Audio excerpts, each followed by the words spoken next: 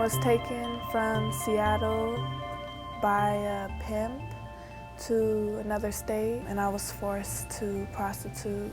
I was actually forced into trafficking. Just that stress of being with somebody in a car like 6, 7 times every single day with somebody you don't know anything about, doing something that you should not be doing, not because it's bad, but because it's not good for you. It's just like everything is rushing through your mind. A lot of times I shut off my mind when I was out there. I had to shut off my brain and I had to go into like a kind of like a robot mode. I ended up getting pregnant when I was 13 and I ran away because the father was threatening to harm the child, and I haven't seen anybody in about 2 years. I've been on the run.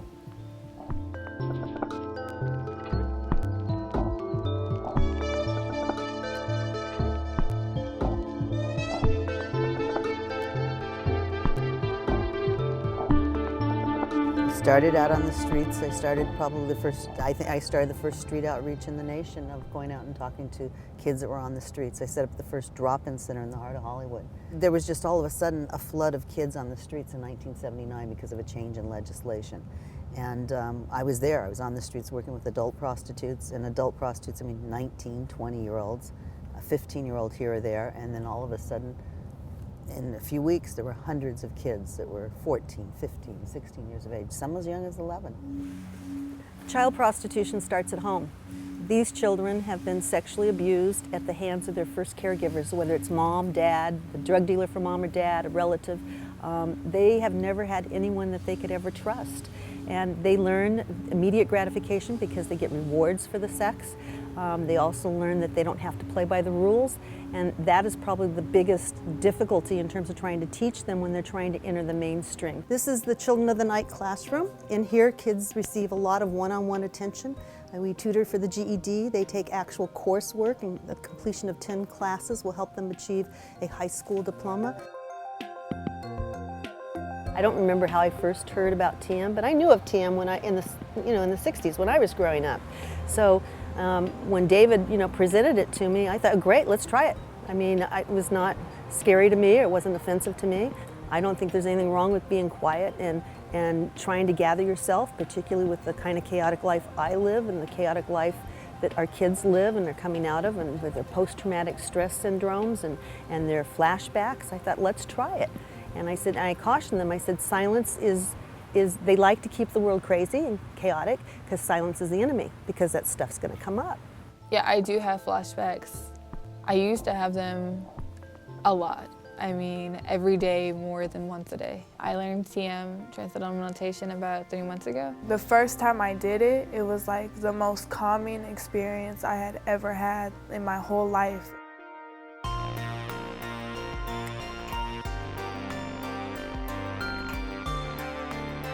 TM is something that helps you with your mind, your body, and your soul. It re-energizes me throughout the day.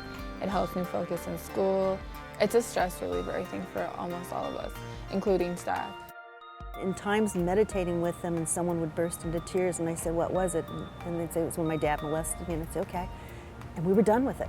I'd never seen that before, because in therapy you talk about it, you work it out, they come back and they talk to me about what happened in therapy.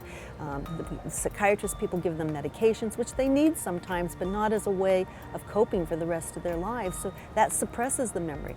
But this is like the memory comes up, it's out, it's on the table, it's gone.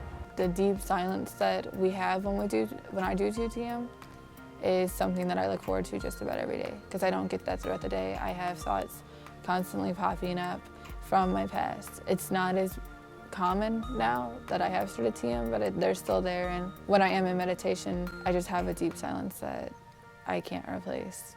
It makes me realize that that was my past. Like, this is my future, and it's worth my while.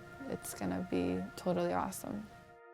I believe that I'm gonna be a writer, I'm gonna be a social worker, and I'm gonna help young people and people on the street. Transcendental meditation has given our children a tool they didn't have before. Because of the abuse that they've incurred, they always react. They're never in control. It's always a reaction to whatever it is that's coming to them. Even if it's goodness, they may push it away. And that pause that they're able to stop, listen, think, and then act gives them the opportunity to take control over their lives. And that's something that was not able to give them. That was something that was brought to them through Transcendental Meditation.